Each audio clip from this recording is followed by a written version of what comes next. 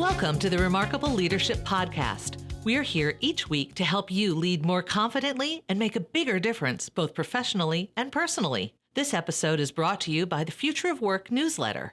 Every week, you'll get articles, resources, and tools that will help you, your team, and your organization be more successful in the ever-changing remote and hybrid work environment. Learn more and sign up at remarkablepodcast.com/FOW. And now, here's your host, Kevin. Hey, everybody. Welcome to another episode of the Remarkable Leadership Podcast Live. If it's noon Eastern time on Monday, then chances are this is where you're going to find me. Let me ask you a couple of questions. Have you ever been stuck? Would you like to have greater fulfillment at work? And as a leader, would you like to be able to create and more fulfillment and happiness for your team? Well, if that sounds like a good idea to you, and it should, you're in the right place. Again, this is another live episode of the Remarkable Leadership Podcast. I'm so glad that you're here. If you're listening later, you can get all future live episodes and therefore interact with us like people who are here interacting with us live. And you can also see these sooner. This is several months ahead live of when this will be on the podcast. You can join our LinkedIn or Facebook groups as well. You can go to remarkablepodcast.com/Facebook. or remarkable.com/LinkedIn. But if you're here live, I want you to imagine that you're joining us for a cup of coffee. So share your questions, your comments, and your ideas. They'll make for a better conversation and eventually for a better podcast episode as well. Today's episode is brought to you by the Remarkable Leadership Masterclasses. Each month we release a new skill. We released one this morning in an advanced masterclass format designed to help you become the remarkable leader and human you were born to be. Details on how to get on board for a specific skill or to get discounts each month can be found at remarkablemasterclass.com. And now I want to introduce you to our guest today. Her name is, there she is. Hello, Beverly. Beverly Jones is our guest, and she works with leaders to spark engagement and productivity in their teams and helps professionals to thrive in their careers. Her work focuses on building resilience, enhancing performance, managing time and energy, improving communication, and navigating transitions. Like there's something on that list that you need. I'm just saying. Bev's clients include leaders in businesses of all sizes, in universities and government agencies. She is a visiting fellow at the Boyanovich School of Leadership and Public Service at Ohio University, her alma mater. More on that in a second. Her new book, Find Your Happy at Work, is a roadmap for finding joy, meaning, and success at work, and at the same time, motivating your team. Her book on career resilience, Think Like an Entrepreneur, Act Like a CEO, is available around the world. Her NPR.org podcast, Jazzed About Work, features conversations and stories related to careers and leadership. She has a BS in journalism and an MBA from Ohio University and a law degree from the Georgetown University Law Center. Beverly, welcome. I'm so glad that you're here. Thanks for joining me. I'm delighted to be here, and thank you so much for that long introduction. I'm honored. I think it's the one your mom wrote. Probably. Listen, I'm so glad. So for those of you that are with us live, just comments are starting to come in. Just say hello. Tell us where you're from. There we go. Greetings from Beverly Hills. We'll just put that right up there so people can see, and that will encourage others to do the same. Thank you, Cherie.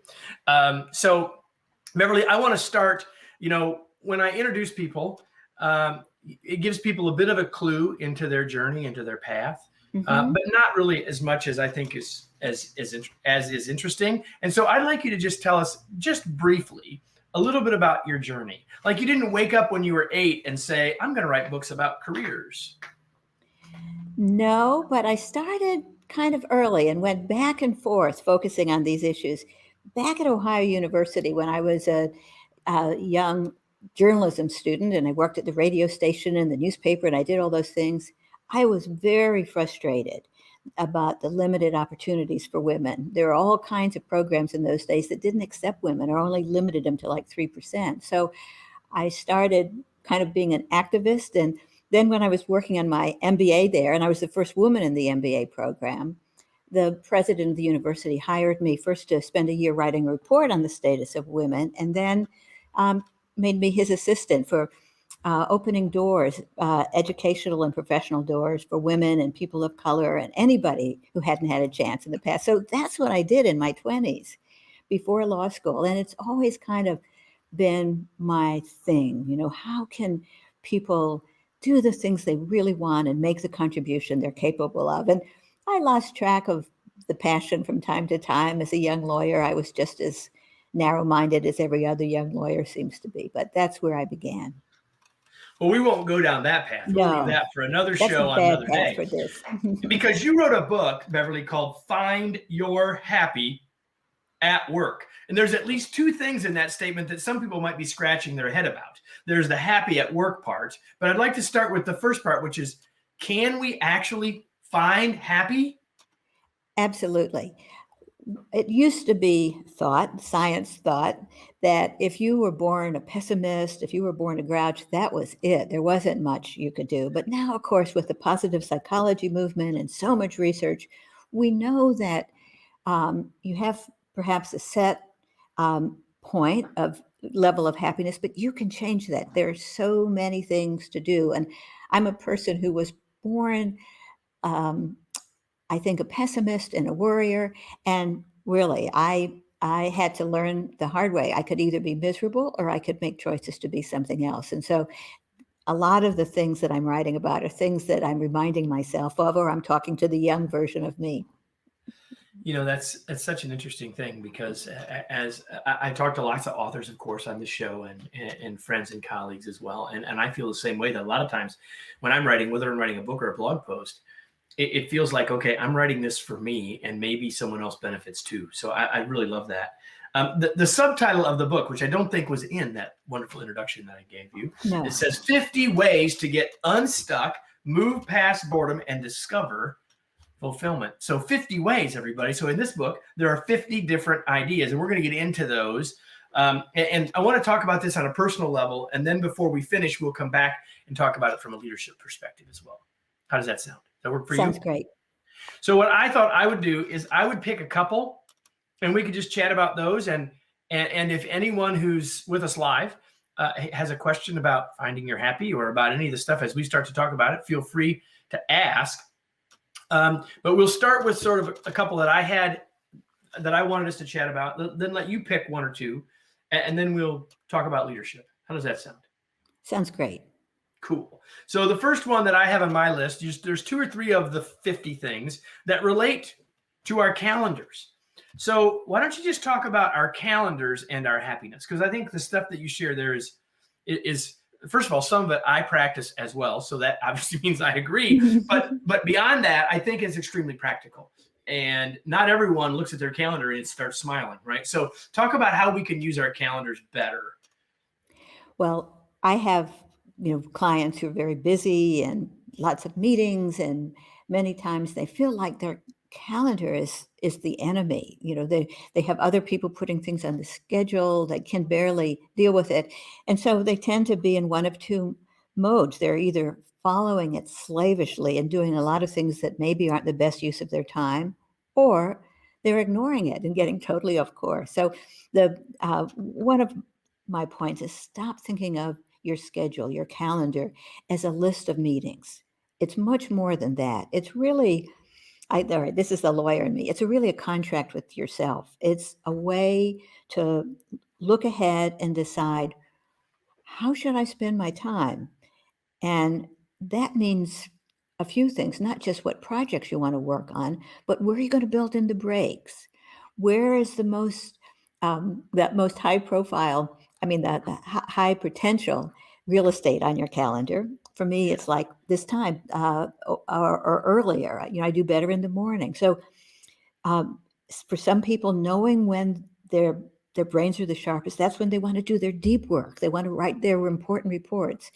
When do you feel like you need to talk to people? Maybe at lunchtime. So it's about knowing yourself, knowing your priorities, and forming intentions, putting them on the calendar. And then the next step is making a commitment to make that calendar your friend and not your enemy. Oh, I thought you were going to say something else right there, which is making the commitment that once you put it on the calendar, like the time to work on your deep work, right, that you keep it on your calendar. Because, absolutely. Beverly, I've asked hundreds of people this question. So have you ever blocked time in your calendar to work on something important? And, 85% of people will say yes. And so for the other 15%, they're saying, wow, that's a great idea. Never thought of it. But for 85% ish of people, they say, yeah, I've done that. And I said, okay, how many of you have, after you put it on the calendar and someone asks you for a meeting, you say, well, yeah, I'm available. Yeah. And so About you have to, 85% of the 85%, right? we all do it. And I think most people do what I do is we're good for a while and then we sort of lose focus and then we have to pull ourselves up again. But there's some things you can manage yourself. I am a dog lover and I kind of enjoy dog training. And sometimes when I'm managing myself about things like that, I think it's just like dog training. You need to build in a very clear directive and some positive reinforcement.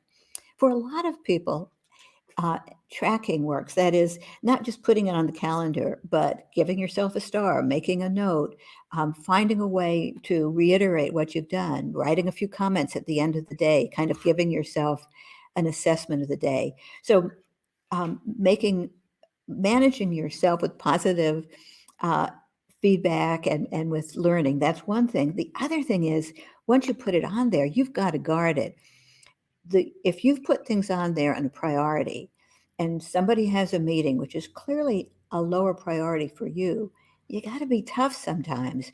You have to bring yourself to say, I'm sorry, I have a commitment. And some people don't mind saying, I'm sorry, I've got a meeting, even if it's a low priority meeting, because they don't want to let somebody else down. But in a minute, they'll drop their own date with themselves if Exactly. anybody asks. So thinking of it as a commitment, giving it a name, anything you name, you take better care of. So maybe you have a project block on your calendar. And then telling anybody who might have access to your calendar, this is very important. And I want you to support me and to remind me and to nag me if that's what it takes. So it's a bit of a project, I think, for most of us. Once we have a calendar that reflects things, and I said breaks before, and I really mean it. Breaks are really important to your creativity, your productivity. But once you have a calendar that reflects all those good things and reflects your choice about how you're going to devote your attention, then you've got to have the game of keeping it going, of filling your commitment. Yeah, so Cherie said that this is starting her own business 35 years ago, allowed her to have control of her calendar. And she says, take one day a week for yourself and learn to say no, which is exactly what you were just saying. You were giving us some strategies about how to say no. Yeah. But we have to be able to do that. And on our team, we often say, sometimes you have to say no to the good so you can say yes to the great.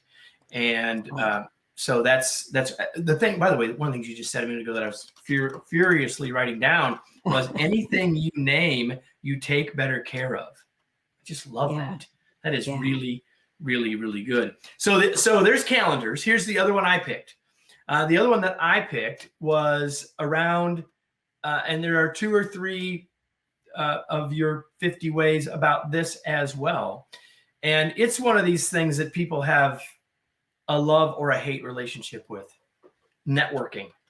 So some people are going to say, Beverly, really, seriously, networking and happy? I don't think so. Tell me how networking can help us find our happy. Well, first of all, even people who hate networking generally understand that it's good for your career. But I think the way I try to help clients become more comfortable with networking is I call it other things, because somehow the term has gathered some baggage and people think of their worst experience ever at a cocktail party trying to give a card when nobody wanted them. So, so we want to get rid of the baggage around networking and recognize that it's about relationship. And one of the fundamentals the book talks about is that we are social beings. We are social animals. If you think about our ancestors, thousands of years ago, the hunters and gatherers who knew how to work together, they survived. The loners who wanted to do it themselves, they didn't survive. So we evolved, the survivors evolved with the skill and the need to work with other people. And that happens in all the parts of your life. And often when people are feeling burned out or stuck or just in the doldrums, it's not about, just being tired. Sometimes it's about loneliness. People often feel lonely but they experience it as anger or frustration or something else. So the first thing to recognize is your relationship with other people is critical to your happiness no matter where you are. Then the next thing is, how do you get over the fear of reaching out to other people? We all hate it at some level, I think. But the thing is to Even start. the most extroverted of us, right? Because what's happening Absolutely. right now is there's a whole conversation going on in people's head based on where they are on the sort of the introversion extroversion scale. But I think what the more introverted people need to know is that last thing that you said is really important. That even more extroverted people at some time, at some point, even if it doesn't look like it's true, it's still true. It's hard to reach out and put yourself out there. So imagine yourself in the middle of a series of concentric circles, like a bullseye. You're the bullseye. And the circles are maybe your relationship activity, your social life. And if you're feeling very introverted that day, maybe your comfort zone isn't far out of that bullseye. If you're a big extrovert, maybe you can go out through a few rings and you're still in your comfort zone. But wherever you are, there's a line that you don't feel like crossing. And the trick of taking some of the pain out of networking is learning that you can start wherever you are. You don't have to go far out of the comfort zone. You just have to make the effort to go a little bit beyond where you are. And then the next thing is, one thing that really helps me is reminding myself that kindness can be your guide. I mean, haven't you?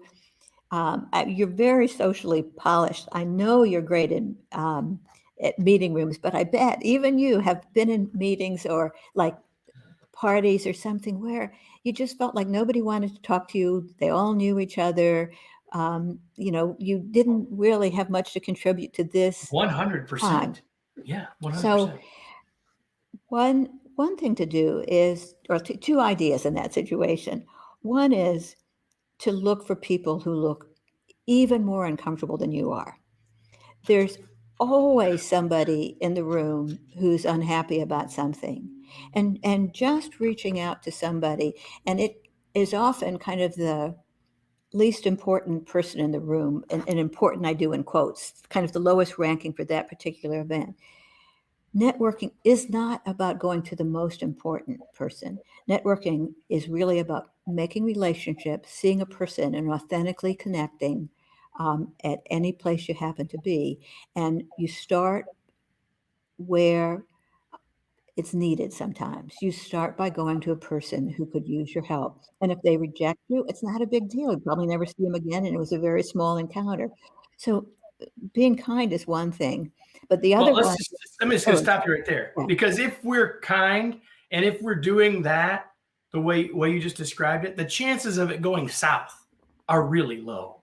And even if they go south, all that really means is that person doesn't really sort of engage with you. So you weren't engaging with them before, so you really haven't lost anything. Exactly. And another part of this is, if you look at what makes people happy, measurably happy, one of them is when they do a kind act. Gratitude and kindness are two emotions or senses that help you feel more positive. So if you spend a few minutes or the whole evening helping somebody else, you're going to feel much more upbeat. You're going to leave the event or the moment feeling happier than you were when you started. I agree 100%. Okay, so I picked two. Now it's your turn. What's one of the other 50, or a theme from some of the other 50 that you feel like now that's the one you want to talk about right now? Well, I think one thing that I've been thinking about a lot, because there's so much going in the workplace and it's more important than ever, and that is, whenever you don't know what to do in a project, or at a bad day at the office, or in your life, whatever you do, if you can just think of one thing, what can I do? The answer is learn something new. That almost never fails. If you're kind of really bored at your desk, look at what you're doing and see, is there a new element? Is there a new skill? If you put yourself in learning mode, it kind of changes your mindset, and all of a sudden you're noticing things, you're more open to things, you tend to be more creative, and it doesn't have to even be about your work. If you are learning something related to your hobby or something else you want to learn, I tried for years unsuccessfully to learn Spanish, to speak Spanish, but just being in that learning mode, it changes how you function on your regular tasks, and you're more creative and innovative. Yeah, I love that. And we could probably have a whole show just on that. But I promised, I don't very often do this, Beverly, as I sort of gave all of you sort of my roadmap, right? We would talk about this, and then I said we'd talk about us as leaders, because after all, this is the Remarkable Leadership Podcast. As you and I talked about before we went live, that, as leaders, we're also humans. So everything we've just talked about completely applies to us as individuals. But you and I also agree on the fact that this is even perhaps more important for us as leaders. Why is that? If you are not happy yourself, you're functioning at a lower level. If you're not happy yourself and you're not positive, you're going to be much less effective as a leader, because people are responsive to positive leaders. You're not at your most creative. You may be feeling exhausted. So taking care of yourself and managing the things that you could manage about your own work engagement will make you better able to help other people. It'll also allow you to model the kind of things you talk about, and so show that you really mean it. And as you struggle with your own happiness, your own lack of motivation today, or whatever it is, the more you consciously struggle in managing your own inner self, the better you are at understanding what other people need, and the more empathetic you are as a leader. That last part is really good. I mean, a lot of people would probably say, well, we're the pebble in the pond, and if we're more positive, that's going to help others around be more positive, which is 100% true.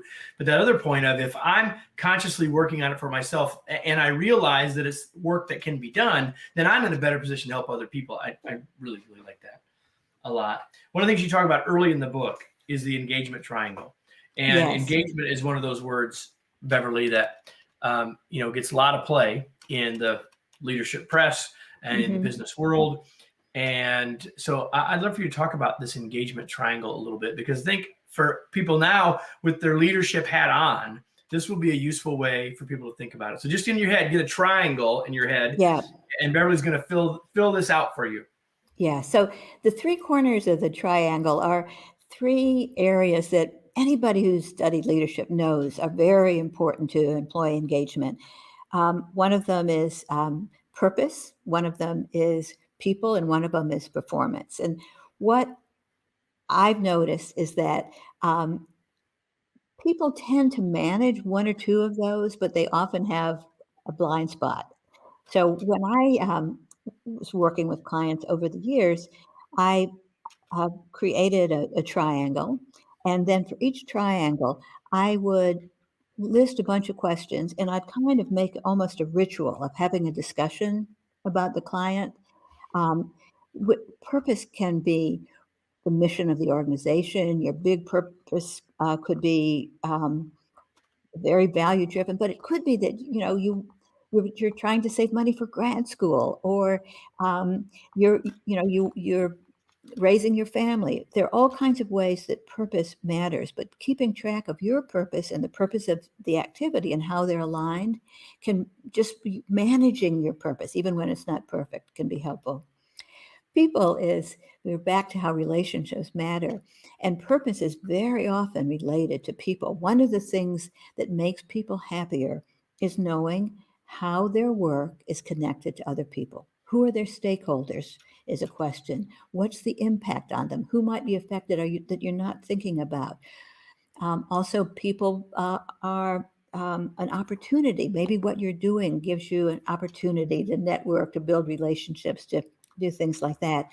And then performance gets in the essence of work. When we're really doing great work, it feels very much like play.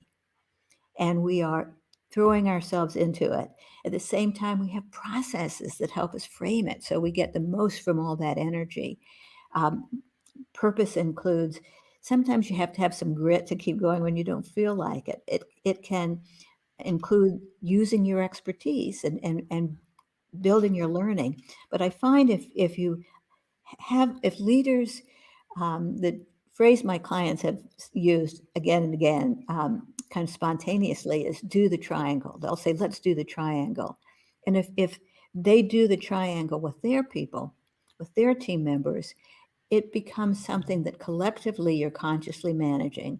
And you can't think about other people if you haven't also committed to thinking about yourself. Those things tend to happen simultaneously, and a lot of good conversations come out of doing the triangle. Purpose, people, performance. Thank you for sharing that. I appreciate that. We are talking with Beverly Jones, the author of the brand new book, Find Your Happy at Work, 50 Ways to Get Unstuck, Move Past Boredom, and Discover Fulfillment. All those in favor, say aye. Okay, so you mentioned it earlier. We talked a little bit about loneliness, and there's some stuff about loneliness in the book, and we talked a little bit about how to get past that. Beyond that, because that seems like an obvious answer to my next question, but in this world that we're living in now, and as we are recording this on the 11th of October, 2021, putting a timestamp on it, we're still in a workplace pandemic sort of scenario, right? Not all organizations have determined their future of work. Not all organizations that have determined it have implemented it yet. So my question would be, what's the implication if you're going to be a remote leader or a remote worker or a hybrid worker moving forward? What's the implication of all of that? And what's your advice to people to find their happy if that's their situation? Wow, that's a big question. I think when times are changing and everything seems uncertain and we know there are going to be new directions, it's not a bad idea to go to the basics. One of the things is to put yourself into mode of feeling grounded and flexible and those kinds of things. I think taking care of yourself, doing the triangle, but also kind of thinking about your well-being are things that are important. And so once you have the base, then we go back to learning and other people, some of the things we've already spoken about. If you have a varied network, if you have a varied intellectual life, and you're constantly engaging with new ideas and different viewpoints, you're going to thrive. And so as we're going into a situation where maybe we're working remotely for the first time, or we're managing remotely, or we're having to upskill for a new technology related to the new world, that's all very uncertain stuff. But if you have the basics of knowing the importance of committing to relationships and knowing the importance of following the learning path, I think you're going to navigate more easily. I like that. Thank you for sharing that. So before we sort of move into the last phase, before we go round into the final turn here, is there anything we didn't talk about that we should have? Or is there a question you wished I'd have asked that I didn't? I think a question that I get a lot is, this sounds like so much. I just don't have time. How can I get started? And in the book, I use a kind of a metaphor that, as a kid, I learned how to drink tea without 3 teaspoons of sugar by like removing 1 grain, like one day, and thinking if I do that the next day and remove 2, I'll learn how to drink tea without sugar. And I did that. And so as I was thinking about change back in those OU days when I was a change leader and I knew nothing about organizational management or pretty much anything, I just told myself, I'm just going to do a sugar grain a day. I'm going to make a sugar grain of change and just keep going. And what I found is if you don't have to do a big sweeping thing, everybody's talking about changing jobs. You're not under pressure to change jobs immediately. What you can do is say, all right, this is the direction I want to go. Maybe I want to work in a way that I'm not so isolated. I'm going to do 1 sugar grain of activity today. I'm going to call 1 friend or whatever it is. So doing things, very tiny steps, really works if you keep it up. And to keep it up, you have to write down what you're going to do probably and track what you've done. So little sugar grains, but keeping track can create huge change when you're afraid of big change all at once. 1% a day. right? Mhm. 1% a day doesn't take very much to make a big, big difference, because not only that, it compounds. It's like Yes, compound interest, right? it does. So Beverly, before we go, I have a couple more questions for you.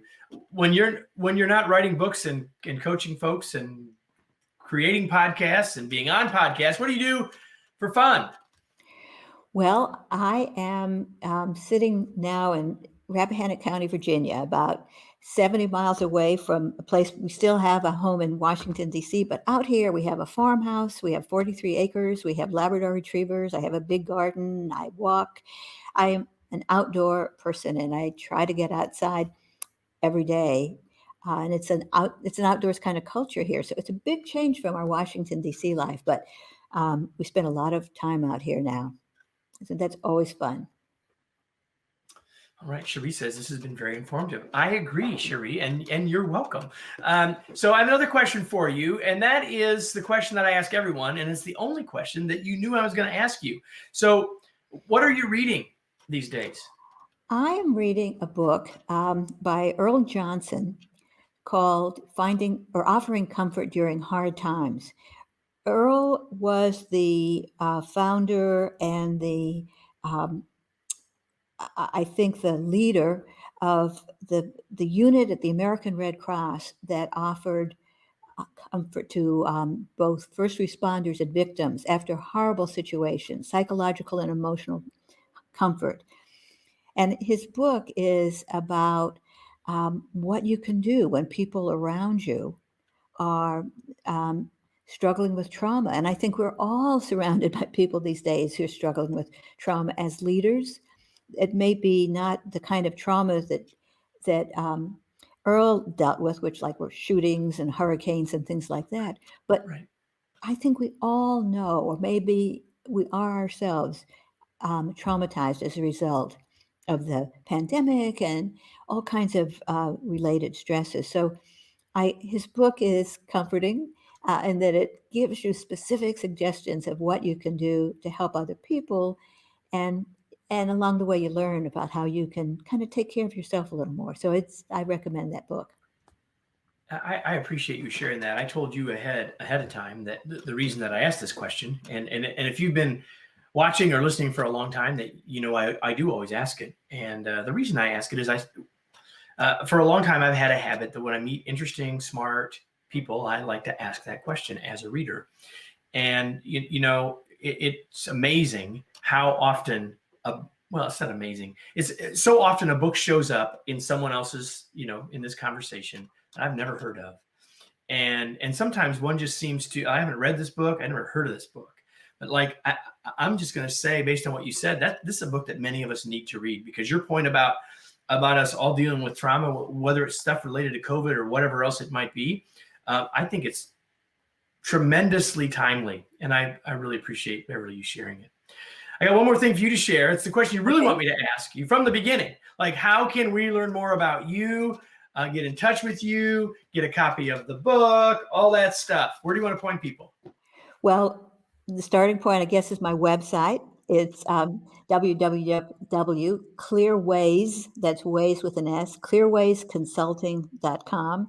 And that has all of my social media and information about the book. And of course, the book is available like all the places that books are sold these days. Wherever your local bookstore is, you can order it. You can order it from all of the big players as well. So, but the website will tell you the details. And there, thanks for putting it up there. It's always hard to say that S in it. Clearwaysconsulting.com, everybody. That's right. So now I have a question for all of you before we go. And that question is simply this: now what? What are you going to do with what you just learned? What action are you going to take? Maybe there's a couple of books now that you're going to read. Maybe you learned something about how you can make change happen for yourself or your team with one sugar grain at a time. Maybe you got something to help you think about dealing with loneliness, or to think about networking in a new way. I don't know what it is, but I know that if you don't think back, reflect on, and say, that's something I'm going to do different because I was here, then it won't be nearly as valuable as it could have been. And I hope that you'll do that. And so Beverly, thank you so much for being here. It was a pleasure to have you. It was I've been looking forward to it. I'm so glad we got the chance to do this. Thank you. And so, I'm here every week, right? So you all just need to come back. This episode was brought to you by Remarkable Masterclasses. Each month, we do bring you a new skill in a masterclass format. You can learn all about it at remarkablemasterclass.com. And we will be back next week right here, both live and on the podcast with another episode of the Remarkable Leadership Podcast.